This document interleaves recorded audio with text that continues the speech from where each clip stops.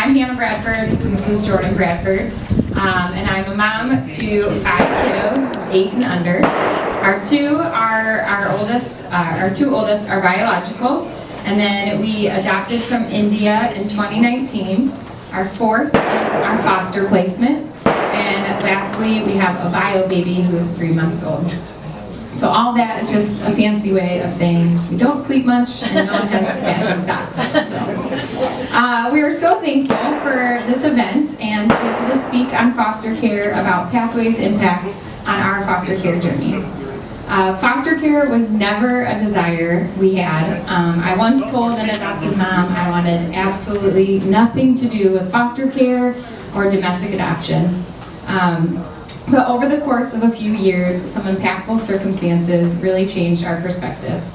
First, during our Ohio our home study training for our international adoption, our eyes were really open to the foster care crisis, especially in our very own county. Second, our biological daughter at the age of 2 was handed a life-threatening diagnosis. Then 2 months later, we brought her brother home from India, only to discover he had significantly bigger needs than we had anticipated. Despite us claiming we could never handle high needs, we watched as our family and our community rose to the occasion, and we not only grew in knowledge, but also the capacity to handle medical needs, to handle hard, and quite frankly, to handle chaos. Then, in 2020, we saw for the first time ever foster care in action through close neighbors who were licensed with Pathway, and we watched them as they took in a little girl and went all the way through reunification, and it was a wonderful, beautiful story to witness. And lastly, because of COVID, all of Pathway's trainings became virtual, and it's embarrassing to say, but to sit in my sweatpants and eat Chipotle while doing training made all the difference. Our perspective changed from never ever to how could we say no when we have so much to give. Our hearts softened to the idea that child number 4 didn't necessarily have to be permanent, but instead could be a place for any child that needed it forever, for however long. By spring of 2021, we were licensed foster parents through Pathway. During our home study, we were asked what kind of kids we were willing to take. I watched with disbelief as my husband confidently not checked, but drew a big dark line through every yes, from severe medical needs to behavioral problems. His reasoning was we rose to the occasion when faced with adversity during our first 2 kids' diagnosis. We surely can do it again.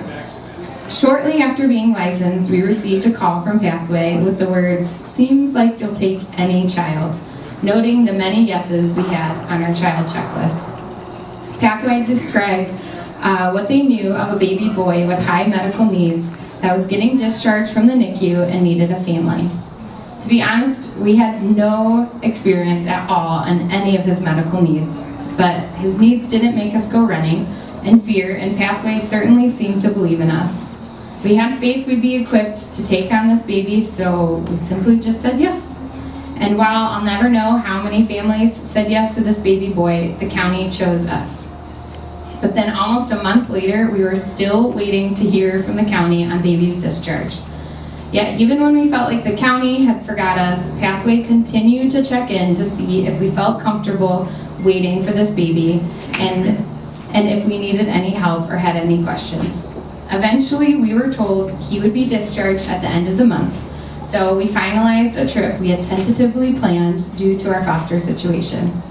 The morning of our flight, we received a call that BioMom had approved us to be visitors at the hospital and we could start learning his medical care as soon as we were available. We made ourselves available 2 hours later and spent the next week visiting the hospital to train on his care and squeeze in as much baby snuggles as possible. By the end of the month, baby boy was ready for discharge and left the hospital for the first time after 7 months in the NICU with no family. Pathway was at our house that night to greet us with a new backpack full of baby supplies, toys, and a soft blue blanket. Then 48 hours later, we took him back to the hospital for a scheduled surgery, but this time he had someone by his side. To our surprise, his simple surgery led to some very scary complications and an extended stay. With the staff not knowing his social situation, we were constantly asked, is this his baseline? And baseline, I kept thinking, we just met this kid. How would we know what his baseline is? Has he had any surgeries? How did he do with the anesthesia last time? My response was always, shouldn't you know that? With each I don't know response, my heart longed to understand all the questions attached to this baby that we were now loving. A few days later, a doctor deemed baby boy healthy enough to leave.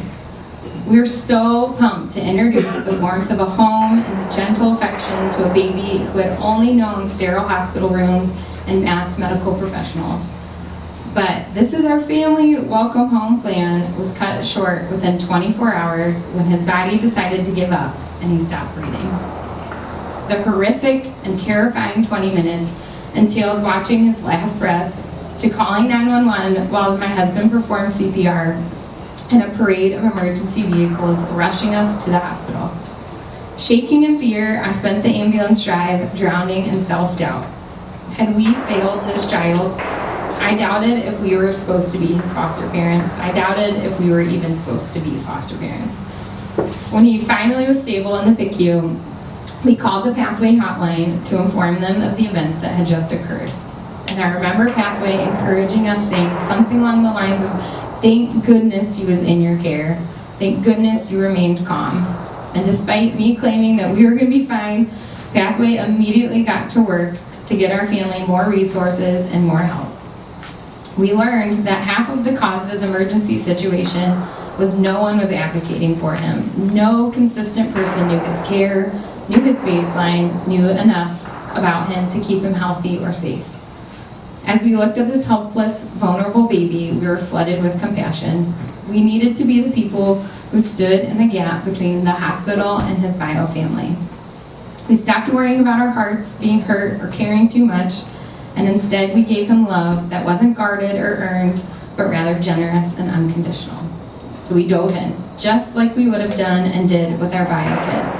We moved into the hospital, we got to know his care team, we read every test, we researched everything we could possibly learn.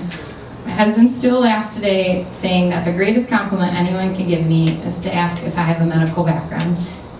Just a teacher. The point being, we took our yes very seriously. And despite not knowing how long this child needed our care, we were going to do everything in our power to help him thrive. Without telling this baby boy's full story, I'll just share that during our month-long hospital stay, we also received devastating news this child would not be returning to his bio mom. And when I didn't know how to best handle the situation, a Pathway worker called to not just check up on our foster child, but to check up on us. The thoughtful gesture opened a tearful and honest conversation. I shared the anguish of my heart, but also the victories and self-growth I saw as a parent.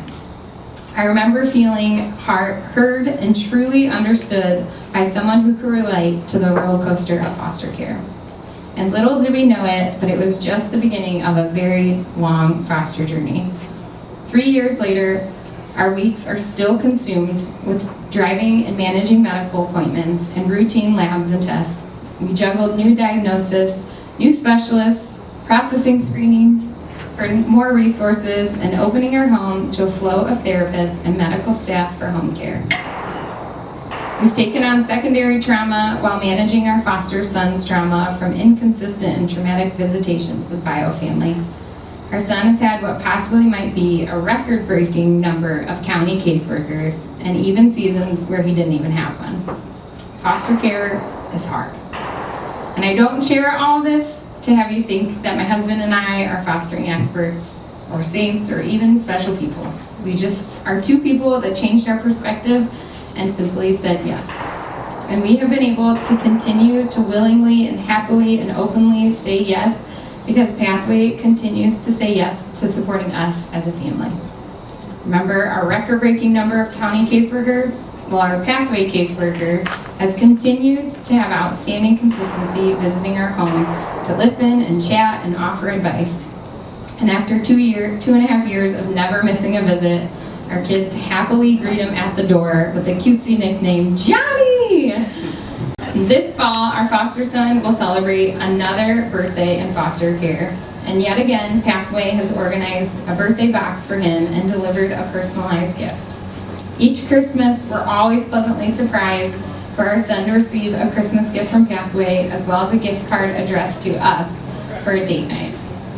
The past 2 years, we've been able to pack up our kids and spend however much time we can handle at the zoo because Pathway got us a membership. And when we're having rough weeks, and I'll tell you, foster parents, or fostering, there's a lot of them, Pathway has reached out with a handwritten note of appreciation and a gift card for a meal on them. We know not everyone can say yes to fostering one of the 16,000 plus Ohio children in foster care. But for those of us that can say yes, we thrive on the support of someone saying yes to us and to the children in our home. We thrive, and when we thrive, our kids can thrive too. Thank you again for taking the time to listen to our journey of foster care and supporting Pathway through this event.